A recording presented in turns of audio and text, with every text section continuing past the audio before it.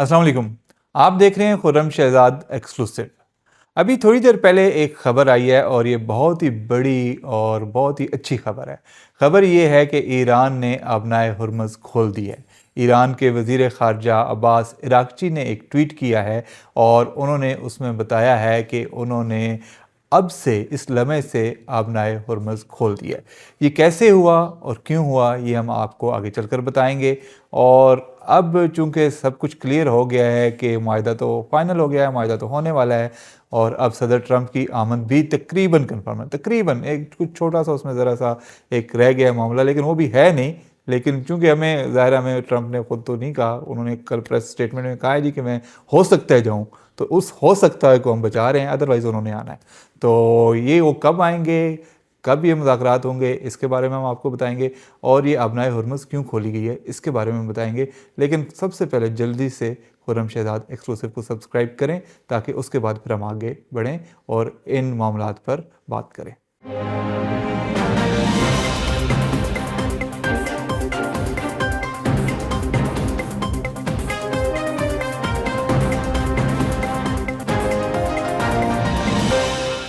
थोड़ी देर पहले ईरान के वज़ीर ख़ारजा अब्बास इराक़ची का एक ट्वीट आया जिसमें उन्होंने ये बताया है कि अब से इस लम्हे के बाद से आबनाए हुर्मुज़ खुली है हर तरह की कमर्शियल ट्रैफ़िक के लिए और उन तमाम जहाज़ों के लिए जो उस ख़ित्ते से गुज़रना चाह रहे हैं और अपना सफ़र जारी रखना चाह रहे हैं और उनकी कमर्शियल एक्टिविटी है। कमर्शियल एक्टिविटी यानी कि उनका कहने का मतलब ये था कि सिर्फ कमर्शियल जहाज़ों के लिए, ये नहीं कि कोई मिलिट्री जहाज़ मुँह उठा के आए और कहे जी अब मैंने आके मैं चूँकि खुल गई है तो अमरीकी या कोई और जहाज़ उस इलाके में गर्दिश करना शुरू कर दे, जिस तरह कि अमेरिका ने पहले नाकाबंदी कर रखी थी ईरानी बंदरगाहों की और दूसरे उसकी। तो उन्होंने क्लियर किया है कि कमर्शियल जहाज़ों के लिए आबनाए हुर्मुज़ खुली है। जिस जहाज़ ने भी तिजारती मकसद के लिए वहाँ से गुजरना है वो गुजर सकता है, बशर्ते कि उस पर कमर्शियल का वो टैग हो और उस पर सामान लदा हो जो तिजारत के लिए तेल है या कुछ भी और चीज़ें हैं, तो वहाँ से गुजर सकता है।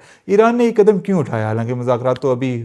ख़त्म नहीं हुए, अभी तो फाइनल राउंड होना है, दस्तखत होने हैं माहदे पे। अगरचे शराइत तय हो गई हैं, हमें पता है कि मुसवदा भी तैयार ही है, अब उसको बस अनाउंस करने की बात है, लेकिन ईरान ने उससे पहले एक कदम क्यों उठाया? इसकी वजाहत देते हुए अब्बास इराक़ची ने कहा कि उन्होंने ये कदम उस कदम के जवाब में उठाया है जो कि अमेरिका ने उठाया है और वो कदम है लेबनान और इज़राइल में जंगबंदी का। यानी कि लेबनान और इज़राइल में जो जंगबंदी हुई है, जो कल अनाउंस हुई है कि 10 दिन की उन्होंने जंगबंदी का ऐलान किया है और सदर ट्रंप ने अनाउंस किया है, उसके जवाब में ईरान ने खैरसगाली के तौर पर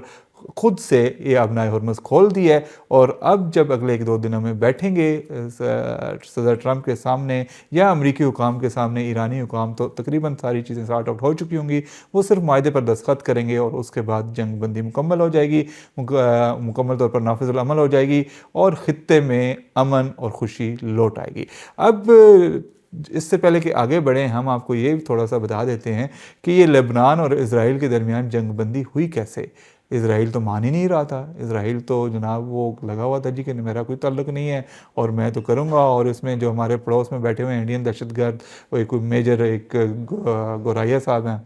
पता नहीं क्या उनका पूरा नाम है, और तो कह रहे थे जी इज़राइल हमारा सगा भाई है और अगर 90 बम मारने हैं तो मैं कहता हूँ 100 मारें, 10 और मारें और ईरान पे भी मारें और लेबनान पे भी मारें। और उससे पहले मोदी साहब भी जादू की जप्पी दे के आए थे उन्हें, और उनका ख्याल ये था कि अब तो मुस्लिम उम्मा को कुचल डालेगा इज़राइल और ये ईरान भी तबाह हो जाएगा, लेबनान भी तबाह हो जाएगा और बाकी मुल्कों पर भी चढ़ाई होगी। तो ये कैसे मुमकिन हो गया? ये जनाब मुमकिन हुआ है पाकिस्तान की वजह से। और पाकिस्तान ने इतना प्रेशर डाला है अमेरिका पे गुज़श्ता राउंड के बाद, जो यहाँ से जब डीजे वेंस गए, और मैं उनको डीजे वेंस कह देता हूँ, वैसे जेडी वेंस हैं वो, तो जब वो यहाँ से गए तो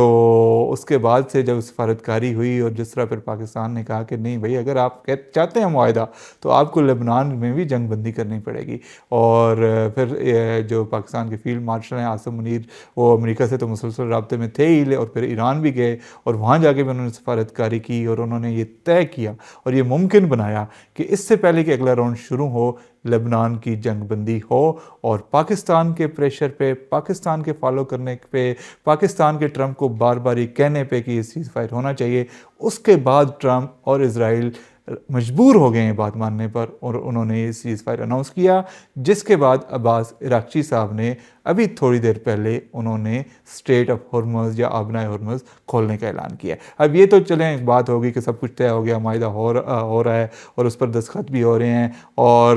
غالب امکان یہی ہے، بلکہ تقریباً کنفرم ہے کہ صدر ٹرمپ آ رہے ہیں اسلام آباد اور وہ اس پر دستخط کریں گے، لیکن وہ آئیں گے کب؟ یہ اس وقت ایک بہت بڑا سوال ہے۔ گزشتہ روز سے ہم لوگ سارے اس انتظار میں ہیں کہ کچھ کلیئر اناؤنسمنٹ آئے اور ہمیں پتہ چلے کہ کب ٹرمپ پاکستان آ رہے ہیں تاکہ ان کی کوریج کی تیاری کی جا سکے، اور ہمیں یہ بتایا گیا تھا کہ سیٹرڈے سنڈے کو یہ ہو سکتا ہے، لیکن مسئلہ یہ ہے کہ اس وقت پاکستان کی تمام لیڈرشپ جو ہے وہ خود باہر بیٹھی ہوئی ہے۔ شہباز شریف صاحب اس وقت ترکیہ میں بیٹھے ہیں، جنرل عاصم منیر صاحب جو ہیں وہ ایران میں بیٹھے ہوئے ہیں، اسحاق ڈار صاحب بھی ترکیہ میں بیٹھے ہوئے ہیں، اور اس وقت پاکستان میں ان تینوں میں سے کوئی موجود نہیں ہے، اور اگر گھر والے گھر نہیں تو باہر والے کدھر سے آئیں گے؟ تو جب تک وہ پاکستان واپس نہیں آتے شہباز شریف صاحب، جب تک عاصم منیر صاحب واپس نہیں آتے، اسحاق ڈار صاحب واپس نہیں آتے، امریکی وفد پاکستان نہیں پہنچے گا۔ جو شہباز شریف صاحب کی شیڈولڈ واپسی ہے وہ ہے 18 تاریخ کی، یعنی کہ اتوار والے دن ان کی شیڈول واپسی ہے، اور اس کے بعد جب شہباز شریف صاحب آ جائیں گے پھر امریکی وفد پاکستان آئے گا اور پھر ایرانی وفد پاکستان آئے گا اور اس معاہدے پر دستخط ہوں گے۔ تو ابھی آج ہمیں کچھ یہ بھی اطلاعات ملی ہیں کہ یہ اس طرح کی بات چیت کی جا رہی ہے کہ جو دورے ہیں یہ عاصم منیر صاحب کا اور شہباز شریف صاحب کا، اس کو مختصر کر کے ان کو وہ واپس آ جائیں پاکستان میں اور اس کے بعد ٹرمپ آئیں، لیکن ابھی تک اس بارے میں حتمی اطلاع کچھ نہیں ہے۔ تو جو بظاہر لگ رہا ہے وہ یہ ہے کہ اتوار کو دن میں کسی وقت 1-2 بجے کے قریب کوئی ایکٹیویٹی شروع ہو سکتی ہے، ہو سکتا ہے اتوار کی شام کو مذاکرات ہو جائیں، اور ہو سکتا ہے یہ پیر والے دن ہوں، لیکن یہ بھی ہو سکتا ہے کہ یہ اس سے آگے بھی چلے جائیں۔ تو ابھی اس پر حتمی رائے کوئی نہیں ہے، حتمی اطلاع کوئی نہیں ہے۔ کہا جا رہا ہے کہ یہ اتوار کی شام یا پیر کو ہو سکتے ہیں، ہفتہ کو نہیں، اس وقت تک کوئی اطلاع نہیں ہے کہ ہفتے کو ہوں گے، کیونکہ اس کی تیاری نہیں ہے۔ گزشتہ شب ہوا یہ تھا کہ اسلام آباد میں انتظامیہ نے کچھ بسوں کے اڈے اور ٹرک اڈے بند کروائے تھے، اور یہ اینٹیسپیٹ کرتے ہوئے، یعنی کہ پہلے سے وہ اندازہ لگاتے ہوئے کہ مذاکرات شاید آج شروع ہو جائیں گے یا امریکی وفد آ جائے گا، یہ کل آئے گا، لیکن آج پھر انہوں نے وہ سارے اڈے کھلوا دیے ہیں، جس کا مطلب یہ ہے کہ آج تو کچھ نہیں ہو رہا اور کل بھی کچھ نہیں ہو رہا۔ اور ظاہر ہے جیسا کہ میں نے بتایا کہ شہباز شریف اور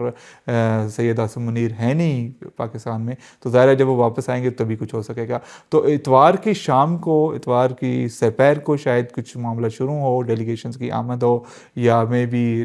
ہفتے کی رات کو ہو جائے، یا ابھی ہمیں کنفرم وقت نہیں پتہ، لیکن اتوار کی صبح سے پہلے ہمیں کوئی سرگرمی نظر نہیں آتی۔ تو اتوار کی سپہر کو، اتوار کی شام کو ہو سکتی ہے، یا پیر والے دن ہو سکتی ہے، یا پھر یہ منگل تک بھی معاملہ جا سکتا ہے، اور یہ بھی ممکن ہے کہ اس کو ہفتے کے آگے تھوڑا سا لے جایا جائے یا نیکسٹ ویکنڈ تک لے کے جایا جائے، لیکن اس کے امکانات بہرحال کم ہیں۔ بظاہر یہی لگ رہا ہے کہ منڈے یا ٹیوزڈے تک یہ معاملہ کلیئر ہو جائے گا، کیونکہ اس کی وجہ یہ ہے کہ صدر ٹرمپ جو ہیں وہ اس وقت بہت جلدی میں ہیں، انہیں کانگریس میں بہت بڑی مار پڑی ہے وہاں پہ، اور وہ ان کی قراردادیں تو وہ جیت گئے ان پہ ووٹنگ، لیکن وہ بہت ہی کم مارجن سے، 1 ووٹ سے، 5 ووٹوں سے یہ نتیجہ رہا ہے۔ جو اسرائیل کو اسلحہ نہ دینے کے بارے میں اور ایران کے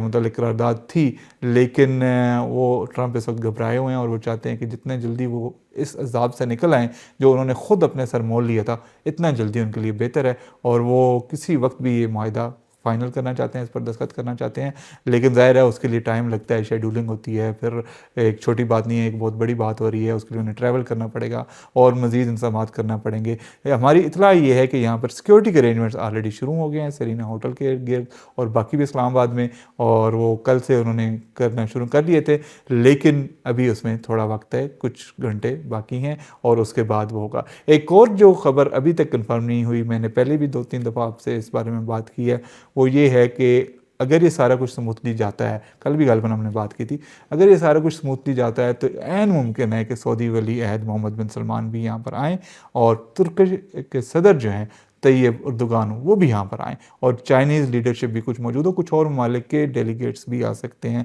جن میں مصر بھی شامل ہے، جن میں اور کچھ ممالک ہیں، لیکن یہ کنفرم نہیں ہے، ہو سکتا ہے وہ آئیں، اور اگر وہ آ جاتے ہیں تو یہ پاکستان کے لیے ایک بہت ہی بڑا موقع ہوگا، یہ دنیا کے لیے ایک بہت بڑا موقع ہوگا، اور اس کے جو رستے نکلیں گے آگے، ایک دفعہ معاہدے پر دستخط ہو جائیں، اس پر پھر ہم آگے چل کے آنے والے دنوں میں باتیں کریں گے، اس سے آگے مجھے تو خوشحالی اور امن کا ایک بہت ہی وسیع آگے باب نظر آ رہا ہے، اور ہو سکتا ہے اور بھی بہت بڑے بڑے مسائل حل ہو جائیں، لیکن ایک بات طے ہے کہ اگر ایران میں ری بلڈنگ شروع ہو جاتی ہے، ریکنسٹرکشن شروع ہو جاتی ہے، تو پاکستان کو اس سے بہت بڑا فائدہ ہونے والا ہے۔ آج اسی نوٹ کے ساتھ اختتام کرتے ہیں، اور کل تو نہیں ہوگا کچھ، جیسا کہ میں نے بتایا اتوار کو شاید بڑا دن ہوگا، پیر کو بھی شاید بڑا دن ہوگا، اور اگلے ہفتے میں 1-2 دن بڑے ہوں گے۔ وہ کب آتے ہیں، وہ جب بھی آئیں گے ہم آپ کو جو بھی جتنی زیادہ بھی معلومات ہو سکے گی ہم آپ کو بر وقت پہنچاتے رہیں گے، لیکن اس کے لیے ضروری ہے کہ آپ خرم شہزاد ایکسکلوسیو کو لائک کریں، سبسکرائب کریں اور بیل آئیکن دبائیں، تاکہ جب بھی کوئی اطلاع آئے، جب بھی کوئی تبصرہ ہو، جب بھی کوئی خبر آئے تو آپ تک فوراً براہ راست پہنچ جائے، اور شیئر بھی کر دیں تاکہ باقی لوگوں تک بھی پہنچے۔ بہت شکریہ۔